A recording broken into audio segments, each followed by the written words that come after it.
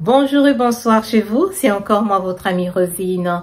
Aujourd'hui je nous reviens encore dans notre sujet, ma souffrance, ma gloire, pour notre deuxième partie du témoignage qu'on a commencé la fois passée. Si vous avez manqué ce témoignage-là, regardez, il y a un lien au-dessus de cette vidéo. Il y a aussi un autre lien dans la description de cette vidéo.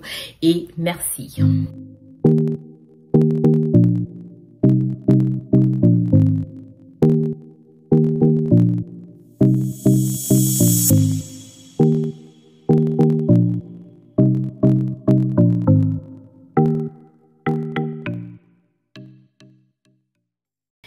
Alors, on revient sur notre témoignage la fois passée. Et voilà que j'ai été engagée dans cette compagnie dans le domaine de bureau, comme je vous le disais.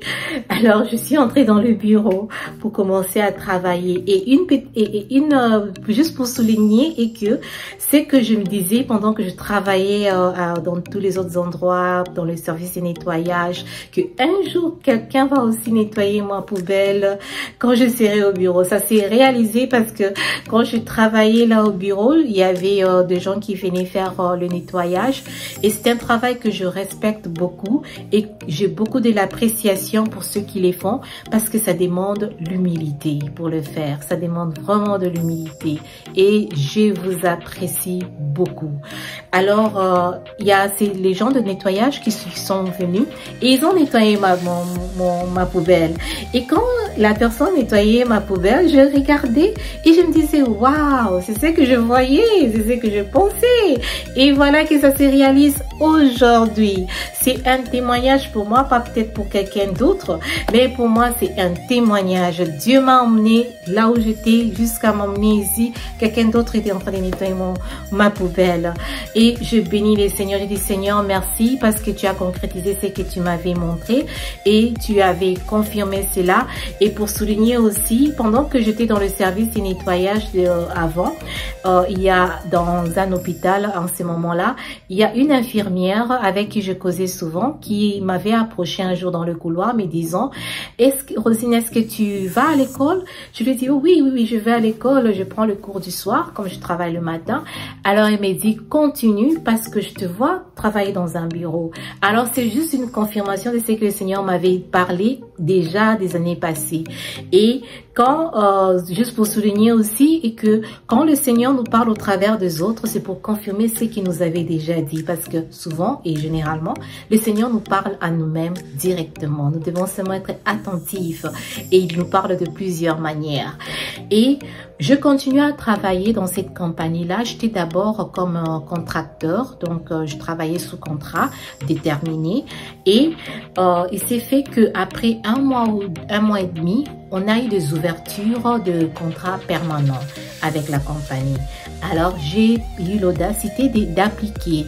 Et quand j'ai appliqué, j'entendais d'autres personnes qui étaient aussi dans la compagnie, qui étaient encore sous contrat déterminé, qui disaient que, en tout cas, moi, je passais l'interview dans cette compagnie beaucoup de fois, mais on m'a jamais engagé de manière permanente et tout ça.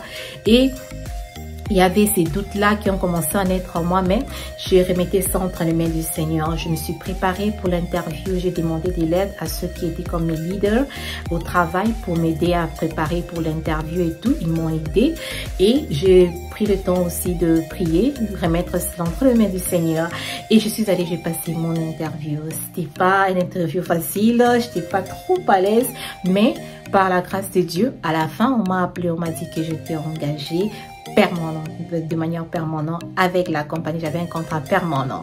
Gloire soit rendue au Seigneur parce que ça s'est passé seulement après 2 mois et demi quand je commençais avec la compagnie. Et c'était vraiment un grand témoignage pour moi, un témoignage pour ma famille et on a glorifié le Seigneur pour cela. Et après mon engagement, mon contrat permanent, on m'a la compagnie m'a octroyé le privilège d'aller commencer à travailler à partir de la maison. Alors ça, c'est encore un grand témoignage pour moi parce que c'est ce que je voyais et c'est ce que je m'imaginais toujours, que un jour je serai à l'étranger, je travaillerai, mais je travaillerai à partir de la maison. Il s'est fait que j'ai eu le privilège de travailler à partir de la maison et depuis, ça fait maintenant des années, des années, je dirais peut-être 7 ans maintenant, 6 ans, bientôt 7 ans, que je travaille à partir de la maison. Et c'est une grâce, je bénis le Seigneur pour cela, parce que je suis là avec ma famille, je prends soin de ma maison, de ma famille et je travaille. Et après un temps, pendant que j'étais en train de travailler, j'ai commencé à me développer. Et il y a eu des opportunités au travail qui faisaient que par exemple, il y a des rôles ou bien des positions où on vous engage pas, mais on vous dit carrément que c'est une opportunité pour toi pour te développer si tu veux faire ce travail-là. Alors, ça va t'aider à gagner, à avoir de nouveaux talents, à avoir de nouvelles choses que tu ne connaissais pas, à connaître certaines choses que tu ne connaissais pas. Et puis, ça apporte du poids à ton résumé ou à ton CV. Alors, quand il y avait ce genre d'opportunités, je me portais souvent garant de pouvoir jouer le rôle. Et ça m'a permis de me développer. Un des rôles que j'ai eu, c'était de devenir formateur ou formatrice aussi de nouveaux engagés. Et je fais ce travail-là pendant je peux dire 2 ans dans la compagnie. Et quand il y avait des nouveaux engagés, je les formais aussi. Et aussi, non seulement que je formais les nouveaux engagés, je suis devenue comme une expert en la matière dans notre département pour pouvoir même rafraîchir la mémoire de la connaissance ou bien des procédures du travail à mes collègues avec qui je travaillais depuis longtemps. Parce qu'il y avait toujours des procédures qui changeaient, le manager vont venir avec d'autres procédures, dépendamment des temps et des saisons. Alors, il y avait des gens qui devaient apprendre ces procédures-là avant tout le monde pour pouvoir les former en retour. Ça m'a permis de développer des talents que je n'avais pas. Et ça m'a permis aussi de pouvoir encore aller travailler dans une autre position du genre comme superviseur pour pouvoir manager le business et tout. Et ça m'a encore développé. Et entre parenthèses, j'aimerais parler de ces témoignages pendant que je m'ai développée, pendant que je jouais d'autres rôles dans le développement et tout ça, dans d'autres rôles. Il s'est fait que quand je suis devenue comme, je dirais, superviseur, dans le rôle de superviseur, et je faisais aussi manager, il y avait beaucoup de choses que je faisais et c'est fait qu'il y avait aussi d'autres collègues, d'eux, qui étaient aussi dans le développement comme moi, mais qui a commencé à me rendre la tâche difficile. Donc, quand je travaillais avec lui ces jours-là, je savais que j'allais passer des mauvais moments, c'est-à-dire il va te mettre carrément mal à l'aise parce que c'était un travail de collaboration fréquent, mais lui, il n'y avait pas moyen de collaborer carrément. Pourquoi? Je sais pas. Mais je sais pas pourquoi il ne voulait pas me sentir ou bien il m'aimait pas. Mais il n'y avait rien comme problème cohérent. Alors, j'ai pris le temps donc de manager, c'est-à-dire quand il voulait pas collaborer, je vais faire de mon mieux pour faire avancer mon travail et tout. Et il faisait de sorte que je sois vraiment mal à l'aise. Des fois, tu vas lui poser une question, il va pas répondre. Des fois, il te répond avec un peu de dédain. Et c'était comme ça. Et à des fois, je quittais le travail avec un cœur lourd. Je me disais, oh mon Dieu. Si seulement le lendemain, il n'était pas dans le programme de travail, je me disais, c'est bon, je serais trop à l'aise. Mais est-il que je remettais le combat, parce que c'était un combat, je remettais ce combat-là entre les mains du Seigneur. Je disais, Seigneur, cette personne ne m'aime pas, je ne sais pas pourquoi, mais il est déterminé à me combattre. Et je le livre entre tes mains, et il combat pour moi. Et le Seigneur m'a donné la paix au milieu de cet environnement-là, parce que c'était devenu un peu rivalité et tout.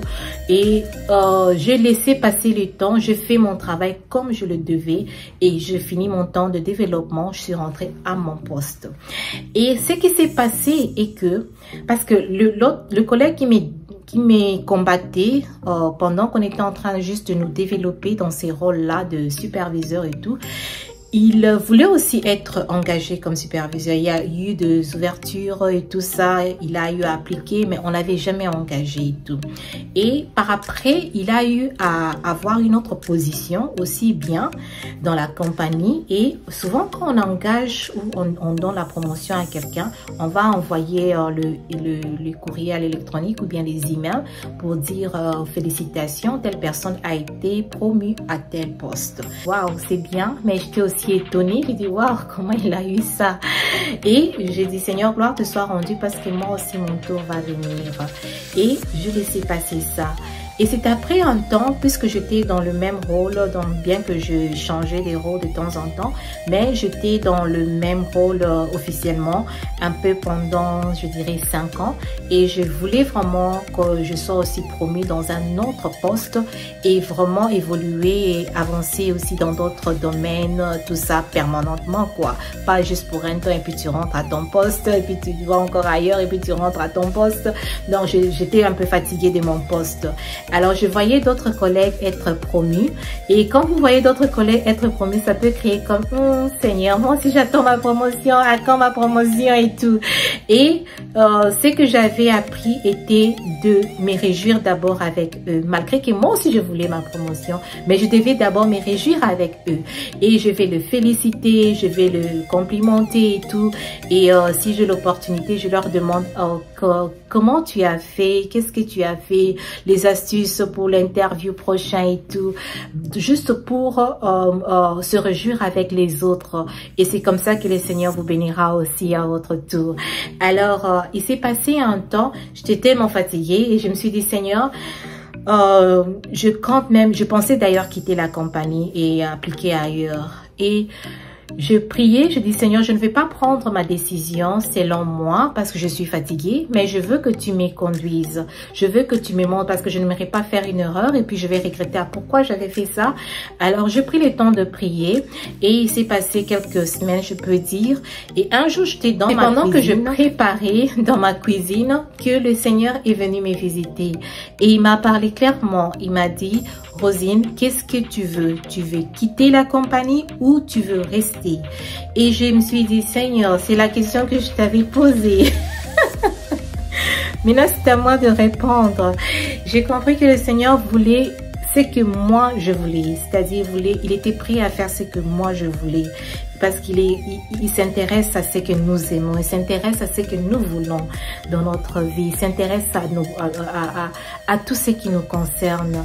Et j'ai répondu, Seigneur, je veux rester dans la compagnie parce que j'aime cette compagnie, mais si seulement je peux être ou je peux avoir la promotion parce que je suis fatiguée de ce que je suis en train de faire.